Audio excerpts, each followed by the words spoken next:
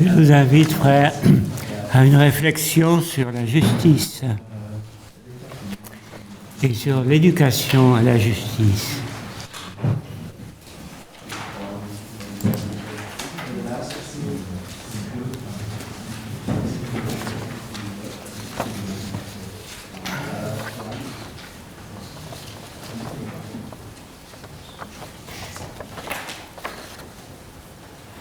Ça fait partie de notre charisme aussi, ça. Jamais la paix n'a été autant menacée que maintenant. En tout cas, jamais à pareille échelle. La violence sous toutes ses formes règne dans les organismes, les entreprises, les instances politiques, économiques, sociales, culturelles ou religieuses, à l'intérieur des cités ou des nations, entre pays et continents, partout, partout. Et l'on soupire après la paix, on organise des conférences pour la rétablir, on négocie, on prie pour l'obtenir. C'est bien, il le faut. Mais trop souvent, on oublie le simple adage « pas de paix sans justice ». Pas de paix sans justice. À quoi sert de vouloir la paix et d'y travailler de maintes façons sans s'efforcer de faire progresser la justice? Or, nous le savons, notre planète est le royaume de l'injustice. Nous ne pouvons plus supporter une telle situation. Je vous invite donc à réfléchir sur le sujet de la justice, mais aussi sur celui de l'éducation à la justice. Comment éduquer à la justice? Voici le plan que je propose.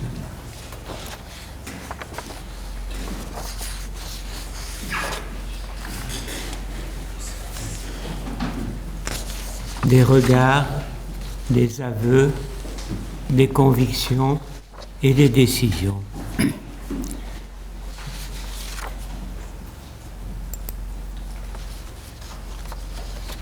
Au sujet des regards, je me contenterai de présenter trois choses. La première, l'espérance de vie dans le monde.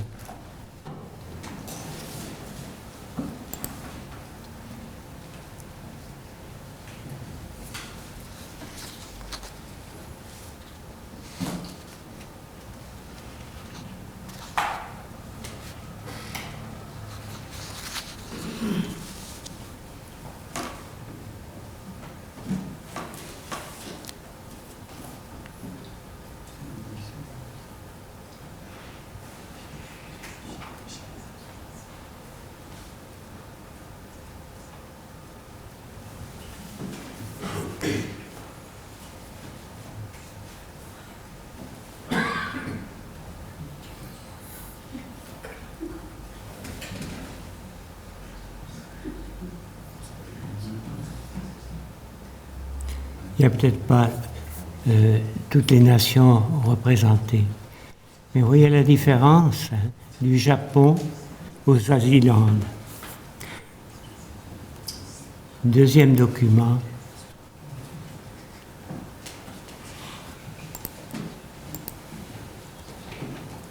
Une carte des échanges commerciaux dans le monde.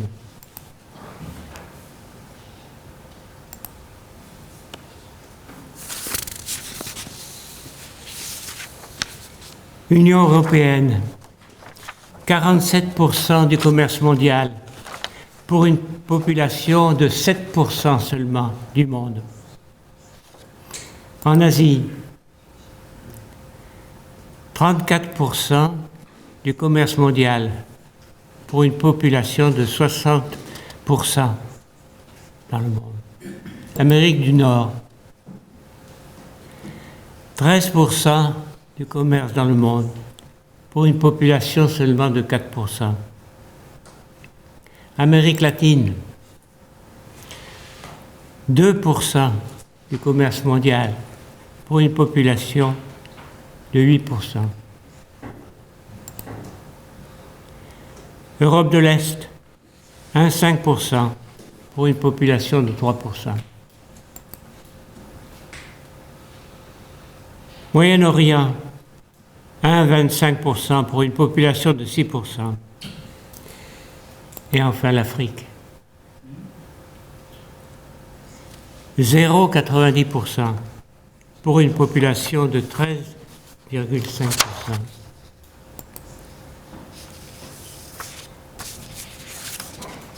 Ce sont des documents qui parlent par eux-mêmes.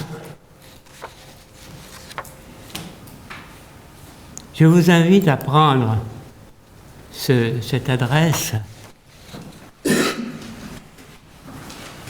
qui vous permettra de voir l'empreinte que vous avez, footprint, dans l'économie mondiale.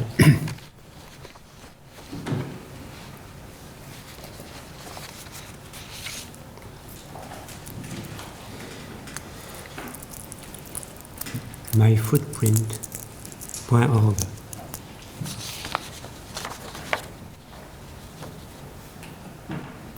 Il y a un petit questionnaire à l'issue duquel on vous dit, ben voilà, vous prenez telle place dans le monde. Deuxièmement, des aveux.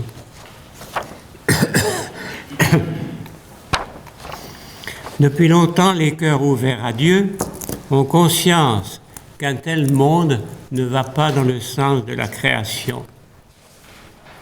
Depuis longtemps, des saints et des saintes, des groupes, des ordres religieux ont travaillé à combler l'effroyable fossé qui se creuse entre riches et pauvres, à réduire le plus possible l'injustice de l'inégalité d'une façon ou d'une autre.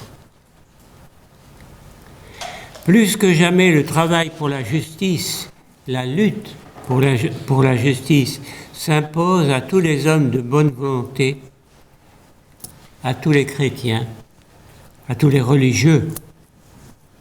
C'est d'abord une question de survie pour l'humanité. C'est aussi pour nous une exigence fondamentale de notre foi au Dieu Père qui nous veut tous, en Jésus-Christ, ses enfants bien-aimés. Mais qu'en est-il en fait de nos pratiques? Osons un examen de conscience, sans nous culpabiliser pour autant. Une première constatation met en évidence notre ignorance des situations d'injustice qui règnent sur notre planète. Il est vrai que nous sommes au courant intellectuellement, mais nous ne prenons pas généralement la mesure de l'incroyable écart qui règne entre ceux qui ont, et donc qui sont, et ceux qui n'ont pas, et donc ne sont pas, sont rien. Parler d'ignorance ne nous dégrève pas de faute, ni même de péché, car on peut aujourd'hui s'informer d'une manière juste, large et précise, grâce à de nombreuses publications de tous ordres. Cela signifie que si nous ne savons pas, c'est que nous ne voyons pas, ou bien que nous refusons de voir. Rappelons-nous le riche de la parabole. C'est un brave homme qui n'a fait rien de mal à personne, pas même au pauvre Lazare. Seulement, il ne l'a jamais vu. Beaucoup d'entre nous vivent dans des pays riches ou dans des régions plus favorisées des pays pauvres ou dans des quartiers convenables des grandes villes, sans voir la misère, l'extrême misère. Car la vraie misère se cache, il faut bien le dire. Il faut, pour en être témoin, vouloir la voir. Deuxième attitude, la naïveté. Ou bien si nous voyons et entendons un peu, Nous imaginons trop souvent des solutions naïves, absolument impraticables. Quand je dis « nous », je vise les sociétés politiques, les systèmes économiques et financiers internationaux, un bon nombre d'organisations d'aide, l'Église même dans son ensemble, et nos communautés religieuses, bien souvent.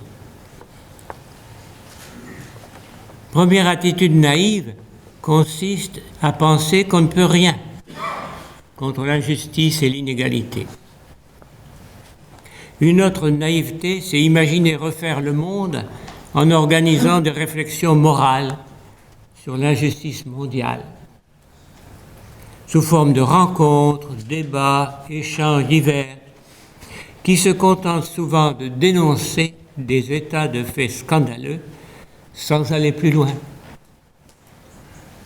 ou bien en proposant des plans généraux et généreux qui visent à changer le monde au moyen de « il faudrait »,« on pourrait », sans préciser davantage et surtout sans proposer des objectifs modestes, clairs et atteignables et des moyens réellement à notre portée.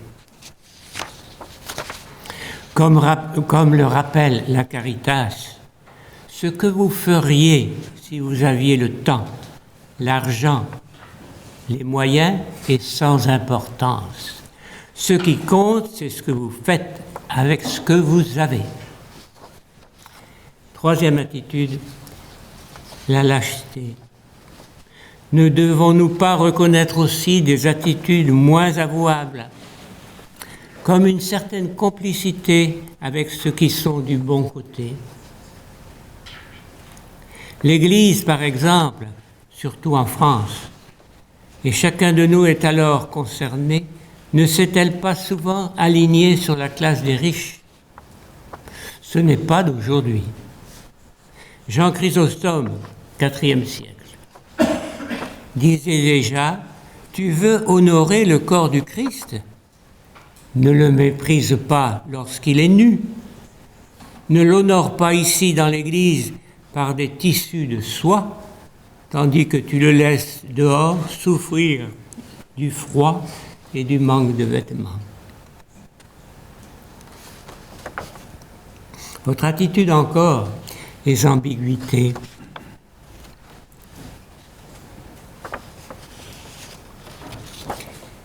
Donner au lieu de garder. L'effroyable inégalité des revenus et des conditions de vie des gens, de vie incite les gens conscients et altruistes à donner pour combler le plus possible le fossé qui sépare ceux qui n'ont rien de ceux qui ont beaucoup. Il faut donner. Donner beaucoup. Cependant, ne manquons pas de nous interroger sur notre geste de donner, car il peut cacher maintes attitudes peu avouables. On peut donner pour se donner bonne conscience. La misère des autres nous accable parce qu'elle nous paraît une sorte de reproche de notre bien-être. Alors on donne, moins par amour de l'autre que pour avoir la conscience tranquille. On peut donner pour se valoriser. Il est bon de se sentir généreux et plus encore de se l'entendre dire à travers les remerciements qu'on peut récolter suite à des dons. Une autre perversion du don, c'est d'instaurer et de renforcer une relation fondée sur une supériorité qui crée la dépendance chez celui qu'on aide. Il est bien difficile d'échapper à cette attitude. Le donateur se sent du bon côté. Il peut nourrir, soulager, équiper ce qu'il veut. Il y a une part d'arbitraire dans ce geste. Il donne à celui-ci plutôt qu'à celui-là. À son gré, il va faire naître ici ou là le sourire et la reconnaissance. Quelle tentation de jouer ainsi au Tout-Puissant. On a franchi un pas quand on passe de la notion de don à celle de partage. C'est une fameuse prise de conscience qu'on effectue là.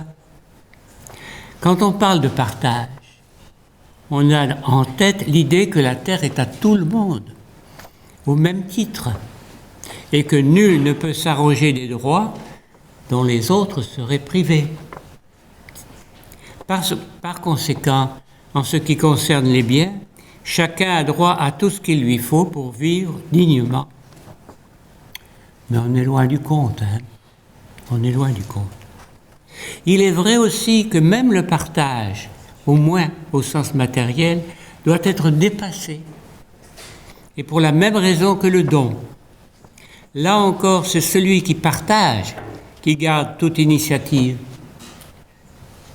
Là encore, la situation des uns et des autres reste inchangée.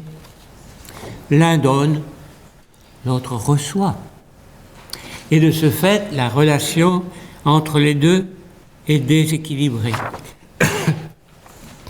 Ce dont on a besoin, c'est d'échanger. À l'inverse du don et même du partage, l'échange instaure une vraie relation d'homme à homme, où chacun se situe sur le même plan. Je donne, mais je reçois. De ce fait, la dignité de chacun et de chacune est reconnue. Quand il s'agit de nos frères et sœurs les plus démunis, que leur misère déshumanise, être capable de donner à leur tour, c'est retrouver ou trouver leur humanité. Mais que peuvent-ils donner? Ils n'ont rien. Peut-on donner autre chose que ce que l'on a? Eh bien oui, précisément. Car l'homme ne se réduit pas à son avoir, même si ce dernier lui est indispensable. L'homme est capable d'agir, et plus fondamentalement encore, il est. Son agir et son être, il est capable de les donner. Encore faut-il qu'il dispose d'un minimum d'avoir pour pouvoir exprimer et s'exprimer à lui-même son être, pour pouvoir agir. Il est alors capable de réciprocité. Il peut donner en retour, non pas des biens économiques qui lui font défaut, mais des richesses d'ordre relationnel, moral et spirituel.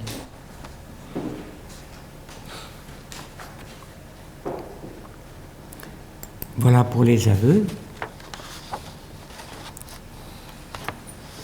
Pour les convictions, on vous a remis des feuilles concernant des références philosophiques, bibliques et ecclésiales. Sur ce point, vous pourrez les étudier. On ne peut pas imaginer les analyser maintenant. Si bien qu'on arrive aux décisions. 4e point. Si nous acceptons l'évidence que l'injustice est largement répandue dans notre monde, et si nous sommes convaincus que cette situation est incompatible avec le message évangélique, nous ne pouvons pas rester indifférents. Nous sommes tentés de répondre pour notre propre compte, nous ne pouvons rien faire, et de fermer le dossier. Certains prétendent, on n'y peut rien. C'est ainsi depuis toujours, et ça ne peut que continuer. Or, plusieurs de nos contemporains, engagés dans la lutte pour la justice, nous assurent, faits à l'appui, que la faim n'est pas une fatalité, que la violence n'est pas une fatalité, qu'on peut briser la chaîne de l'exclusion, qu'on peut créer un monde meilleur. Mais en fait, est-ce que nous le voulons vraiment, malgré nos bonnes paroles? Nous ne pouvons rien faire, eh bien d'accord. Mais je vous propose cette interrogation paradoxale. qu'est-ce qu'on peut faire quand on ne peut rien faire?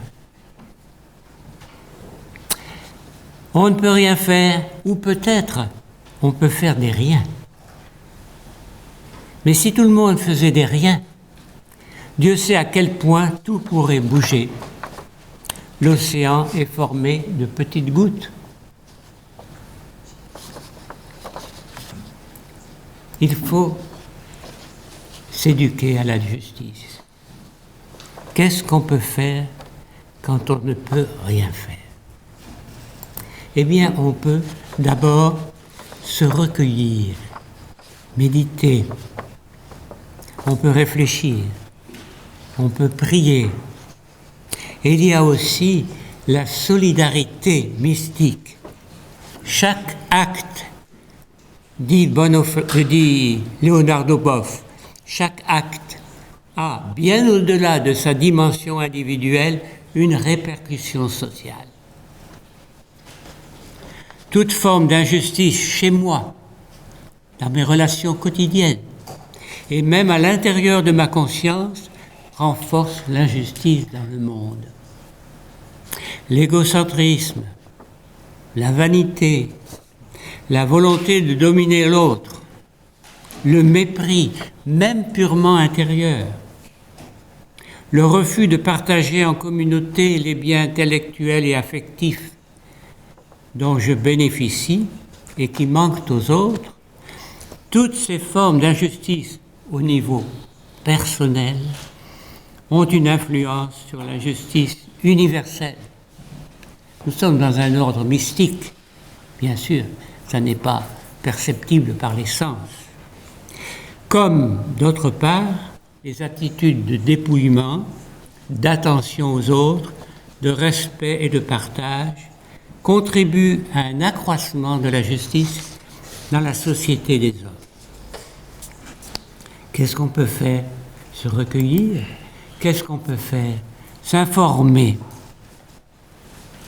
S'informer sur les pays les plus pauvres ou les plus appauvris. S'informer sur les situations de détresse partout dans le monde, y compris dans les pays occidentaux les plus riches. S'informer sur les mécanismes qui produisent ces situations intolérables. Mais aussi s'informer sur ce que tentent en maint endroits des hommes de bonne volonté pour bousculer les structures oppressives et leur substituer des organisations plus justes. Grands organismes caritatifs, ONG de toutes sortes, instances internationales élaborent des projets et les mettent en œuvre.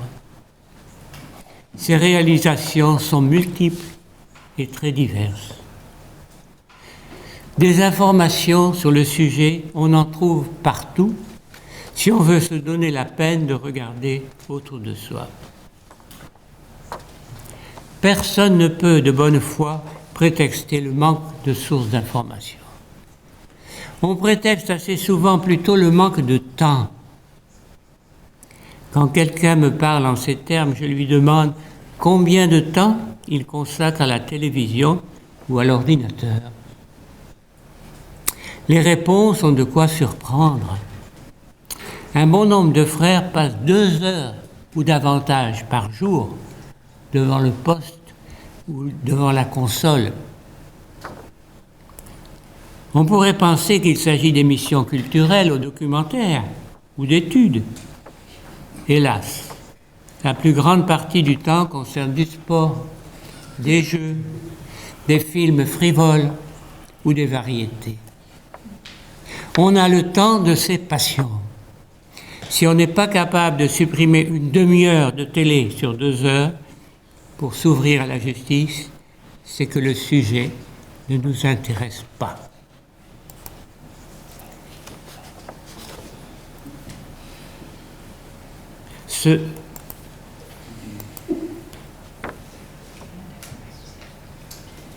Un enfant qui travaille au Bangladesh. Se laisser transformer pour s'ouvrir à la justice, Il faut accepter de changer, et même assez radicalement. Nos critères d'évaluation sur nos institutions politiques, sociales, culturelles, voire religieuses, sur nos œuvres, vont devoir changer peut-être radicalement. Efficacité, rendement, excellence devront céder la place à l'accueil, à l'écoute, au service, à l'amitié gratuite, à la disponibilité. Mais il faut savoir que ce nouveau regard et les attitudes qui suivront ne manqueront pas de nous attirer divers ennuis et troubleront notre quiétude. Ils risquent de nous attirer le dénigrement, le mépris, l'agressivité de beaucoup de monde, y compris de nos confrères de communauté parfois, ou de nos collègues de travail. Ce sont les croix dont parlait André Coingre. En effet, nous voilà pris dans un système qu'il faut bien appeler par son nom, la politique. Les humanitaires sont honorés. Mère Teresa, l'abbé Pierre ou Sœur Emmanuelle en France, du moins quand ils restent sur le registre de l'aide. Mais les combattants pour la justice sont persécutés. Elder Camara, Oscar Romero, Martin Luther King, Nelson Mandela. Vous pouvez compléter. Ce n'est d'ordinaire pas aussi grave pour nous, Dieu merci. Néanmoins, il faut savoir qu'en changeant de mentalité et de discours, on sera mal vu par certains. Tu n'es jamais content, tu ne vois que le mal. De plus, le changement dont nous parlons ne manquera pas d'avoir des conséquences très concrètes sur la manière dont nous menons notre vie quotidienne. Dans un rapport de séance du Conseil général, on peut lire « Les frères et les communautés expriment leur option ou leur refus de s'identifier aux pauvres de leur milieu par le choix de leur style de vie. Ils sont invités à exclure tout luxe, tout superflu pour aider les plus miséreux à s'en sortir. Et comme dit une religieuse américaine, il faut vivre simplement pour que d'autres puissent tout simplement vivre. Car il n'est pas aussi facile qu'il paraît de se détacher des biens dont nous disposons si légitimement à nos yeux. Accepterions-nous de vivre moins largement, de nous priver de ce qui est devenu normal, voire banal dans nos vies et dont pourtant la majorité des hommes ne bénéficient pas? Nous avons le vertige, rien qu'à imaginer un monde sans avion, sans voyage, nos bureaux sans ordinateurs sophistiqués, nos salles de communauté sans télévision, DVD et autres agréments. Et pourtant, pour faire avancer la justice, il n'y a pas d'autre issue qu'une diminution de la consommation des riches, dit le professeur Jacquard. Le changement pourrait être tel qu'il pousserait certains d'entre nous à une entière identification aux victimes de l'injustice, en s'insérant dans leur milieu et en partageant directement leur vie avec tout son caractère pénible, voire insoutenable. C'est une vocation rare. Pour prendre cette option, il est sûr qu'il faut une grâce spéciale qu'on doit discerner soigneusement avec les supérieurs. Il faut aussi se former. Les grands problèmes posés aujourd'hui à notre planète doivent être connus avec leurs enjeux et les recherches actuelles de solutions. L'eau potable, l'énergie, la santé, l'agriculture, la biodiversité, mais aussi les problèmes humains qui leur sont liés, l'indifférence, la passivité, la fatalité de beaucoup de gens, l'assistanat, le refus ou l'incapacité à se prendre en charge. Il faut se former. Il faut connaître des initiatives nouvelles qui naissent pour faire avancer la justice. Il faut encore agir à son niveau. Il ne faut pas s'imaginer que l'action en faveur de la justice ne se réalise qu'à l'extérieur, c'est-à-dire hors de notre vie personnelle, hors de notre communauté. Au contraire, c'est chez nous qu'elle commence. Il n'existe pas deux justices, celle qu'on rechercherait pour la société dans son ensemble et celle qui doit régir nos relations quotidiennes. Il revient à chacun de nous de porter attention à nos frères en communauté.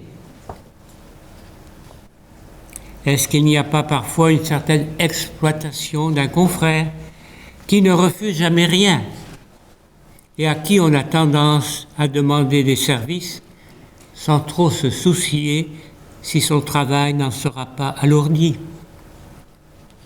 Est-ce que nous veillons à ce que chacun ait les équipements nécessaires à la tâche qu'on lui a confiée, même s'il ne les réclame pas lui-même?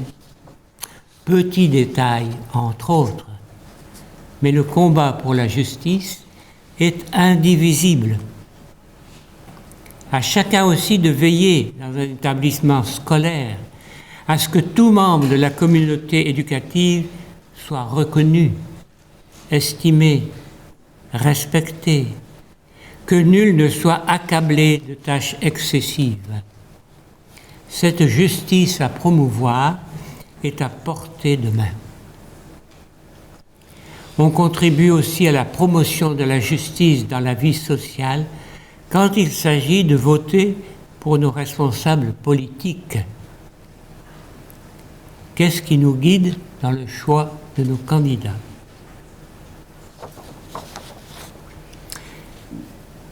S'éduquer à la justice, mais aussi éduquer à la justice. La formation à la justice nous a déjà entraînés bien loin, mais en tant qu'éducateur, il est possible de faire beaucoup plus. Si nous croyons à l'éducation, et nous y croyons, c'est la fonction principale de l'Institut, nous mesurons l'importance d'aider des jeunes à devenir le plus possible humains et chrétiens, c'est-à-dire considérant comme une référence essentielle pour leur vie personnelle, relationnelle et professionnelle, la justice pour tous, qui, autant que nous, bénéficient des possibilités de faire changer les règles du jeu, nous qui sommes éducateurs, en préparant des acteurs de la justice pour demain. Sur le plan institutionnel, si le combat pour la justice devient une référence majeure et une urgence prioritaire pour nos écoles, il faudra qu'elles prennent une orientation plus marquée vers les jeunes en détresse, qu'elles ne constituent pas des lieux où l'on exclut et par conséquent qu'on relativise la fameuse excellence. Rechercher avant tout le prestige de l'établissement, les succès, privilégier ceux qui réussissent, proposer de brillantes carrières, plutôt que d'inviter à d'humbles services. Dans les établissements les plus éminents, on pourrait peut-être imaginer des solutions pour rattraper ceux qui échappent à toutes les structures d'éducation, afin de leur permettre de progresser eux aussi vers leur pleine humanité, en les rendant eux aussi, à leur manière, compétents, autonomes, responsables et dignes. Facile à dire, vous allez me dire. Je vous l'accorde. Mais déjà, ici ou là, dans notre institut, on a pris des mesures, on prend des mesures qui vont dans ce sens. Octroi de bourse, jumelage, participation aux actions en faveur de la justice sociale, éveil de coopérants destinés à des pays précaires, soutien dans leur engagement, œuvres alternatives socio-pastorales ou scolaires. Sur le plan de la relation éducative, prenons conscience que notre mission d'éducateur nous oblige à former à la justice. Nous avons une dette envers les jeunes sans voix, dit le frère Bernard Couvillon. Paul VI s'exprimait avec force à ce sujet dans Evangelica Testificatio. Comment le cri des pauvres retentira-t-il dans vos existences?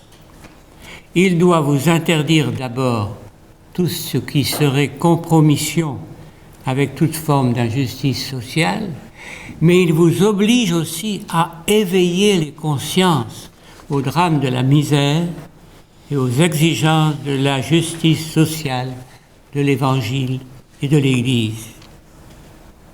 Et dans Populorum Progressio,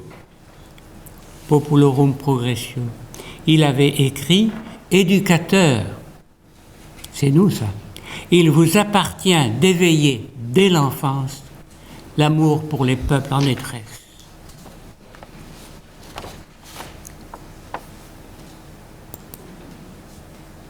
Transmettre. Éducateurs que nous sommes, nous nous retrouvons volontiers dans ce terme de transmettre, faire passer. Transmettre quoi? Une information. Permettre à nos élèves de s'informer. Les moyens sont divers. S'informer sur la misère du monde, mais s'informer aussi sur ce qui se passe de bon pour essayer d'y remédier. Parce que c'est leur montrer qu'il y a quelque chose qui est possible. Il n'y a pas, comme je le disais, de fatalité. Et surtout, ne laissons pas aux seuls catéchistes le soin d'ouvrir les jeunes à la solidarité. Tous les personnels sont invités à le faire. Certains peuvent utiliser davantage leur domaine professionnel, les professeurs d'économie, de géographie, d'histoire, de sciences de la nature. Mais même quand on fait de la mathématique ou de la physique, on peut et on doit le faire. Faire passer ses convictions en parole et en acte. Montrer d'abord tout simplement comment l'accaparement égoïste des uns au service des autres, qui malheureusement ne cesse de s'accroître, est une démarche proprement suicidaire. La surexploitation des ressources naturelles compromet l'avenir de nos successeurs sur cette terre.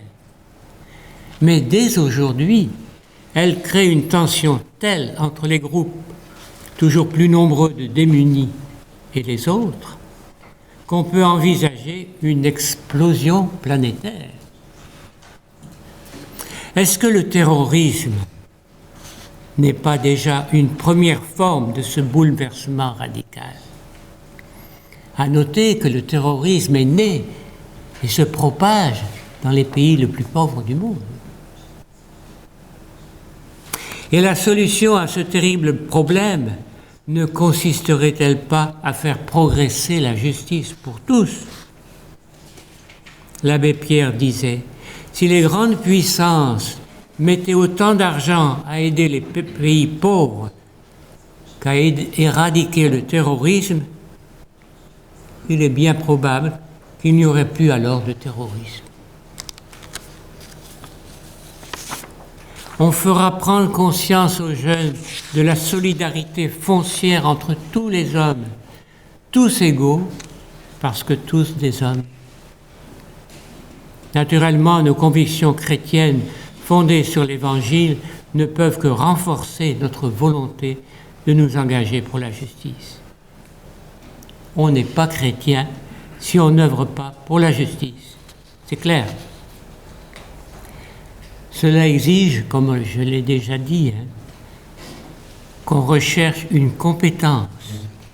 Il ne faut pas s'improviser. Apprendre, se former, vérifier, évaluer, travailler en équipe font nécessairement partie du projet d'améliorer la justice. Et il est bon de dire aussi à nos jeunes, attention, ça va vous coûter cher, pas simplement en argent, mais en possibilité d'une consommation tous azimuts. Il ne faut pas oublier la trilogie, dénoncer ce qui ne va pas, annoncer ce qu'on peut faire, qu'on doit faire, mais aussi renoncer. Les trois vont ensemble. C'est trop facile de dénoncer, point. Et c'est peut-être l'échec de ces mouvements, comme ceux, par exemple, les indignés, en particulier en Espagne, qui sont surtout polarisés sur la dénonciation. Mais est-ce qu'ils annoncent quelque chose? Permettre. Transmettre théoriquement nos savoirs, nos valeurs ne suffit pas. Il faut aussi accompagner un enracinement dans le concret. Agir avec d'autres. On ne peut rien faire seul dans le domaine de la justice. Dans le domaine humanitaire, on peut donner, on peut rester sur le plan personnel, pas dans la lutte pour la justice. Participer à des projets. Rien n'engage mieux que l'engagement. L'action vérifie la qualité des motivations et fait apparaître les capacités. Les rencontres avec des gens victimes de l'injustice d'une façon ou d'une autre, ou les rencontres avec des témoins qui réalisent des œuvres de libération des pauvres, sont une première forme d'action. Participer à des projets. Garder l'orientation juste. L'action pour la justice n'a pas pour but de bâtir une situation à notre mesure, à nous, et conforme à nos conceptions, à nous, mais à chercher humblement à susciter la liberté intérieure des personnes auprès desquelles nous travaillons, à les conscientiser, à leur permettre de prendre en main leur destin selon des modalités qu'elles auront elles-mêmes découvertes comme étant les leurs, et non pas leur imposer des modèles qui sont les nôtres. Il est clair dès lors que l'action pour la justice ne vise pas au spectaculaire. Il faut rechercher des réalisations modestes mais effectives, faites en collaboration. Ce n'est pas d'abord faire pour, mais être avec et faire avec. Enfin, toutes les expériences qu'on peut suggérer, susciter ou faciliter pour nos jeunes au service de la justice doivent se faire dans un esprit de réciprocité, d'échange. Nous avons déjà évoqué cet aspect important. C'est pourquoi lorsque nous envoyons de nos jeunes dans des secteurs difficiles, pour des stages par exemple, comme plusieurs établissements le font, aux États-Unis par exemple, envoyant des groupes de grands élèves dans tel village particulièrement défavorisés d'Afrique, hein, ces séances, ces actes donc, concrètes d'aide doivent être suivis d'évaluation. Évaluation de ce qu'on a fait sur le terrain. Et dans cette évaluation, il est indispensable que les acteurs s'interrogent sur ce qu'ils ont reçu de la part des autres. Facile de dire, j'ai donné, j'ai fait ça. Qu'est-ce que tu as reçu? La plupart du temps, cette réflexion amèneront un émerveillement et les acteurs perdront l'envie de se croire autosuffisants. Une collaboratrice, une volontaire qui était allée au Mali, disait « On leur apporte un grain de riz et eux nous donnent toute une calebasse. » Elle avait bien compris. Conclusion. J'ai peut-être donné à penser que je m'attaquais au problème de la justice ou de l'éducation à la justice. En fait, ce n'est pas un problème qui hante mon esprit, mais des personnes en chair et en os que notre injustice empêche d'atteindre leur vraie stature humaine. Je vois ces petits garçons et ces petites filles qui ne vont pas tarder à mourir de malnutrition, du paludisme, du sida. Je vois ces adolescents et ces adolescentes désœuvrés, sans avenir, qui ne voient d'autre manière de se faire remarquer que la violence, ou qui, désespérés, se jettent à corps perdu dans des impasses suicidaires, la drogue, la clochardisation, voire le suicide. Je vois ces femmes et ces hommes accablés par le chômage, l'impression d'inutilité, l'impuissance devant leurs responsabilités, nourrir leur famille, vivre dignement. Je vois les victimes de l'exploitation sous toutes ses formes, les victimes de la guerre, les victimes de la terreur. Pourtant, je me refuse à me culpabiliser.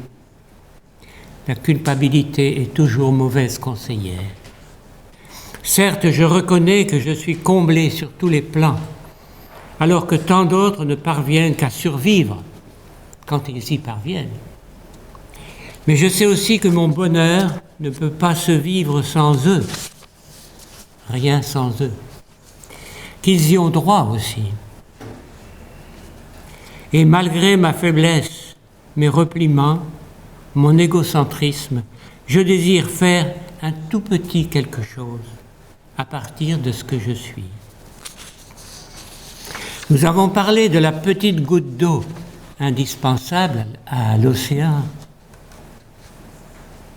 Quand j'étais enfant, j'ai vu au pied d'une falaise une source qui coulait goutte à goutte. Et j'ai vu cette source, et j'ai vu sous cette source une pierre de calcaire percée de part en part, précisément par les gouttes qui tombaient régulièrement, depuis des mois, des années, des siècles peut-être. Qu'aurait pu penser une petite goutte d'eau en s'écrasant contre la pierre? Et pourtant, la pierre aujourd'hui est percée. Le pied de la statue de bronze de Saint-Pierre dans la basilique de Rome est complètement usé, vous l'avez remarqué, par les baisers ou les touchers des pèlerins. Combien de ces gestes ont dû être posés pour qu'on en arrive là? Et pourtant, le pied est usé. J'ose croire qu'avec une multitude de gouttes d'eau, de touchés et de baisers, les cœurs se laisseront percer et toutes les rugosités adoucir.